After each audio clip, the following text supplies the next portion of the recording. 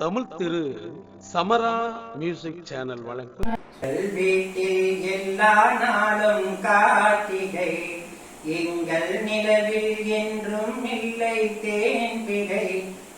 கூட்டம் போல் எங்கள் கூட்டமே, இது ஆனந்த பூந்தோட்டம் அன்பின் ஆலயம். பாடும் பறவை கூட்டங்களே, பாசதி மொழியை கேளுங்கள்.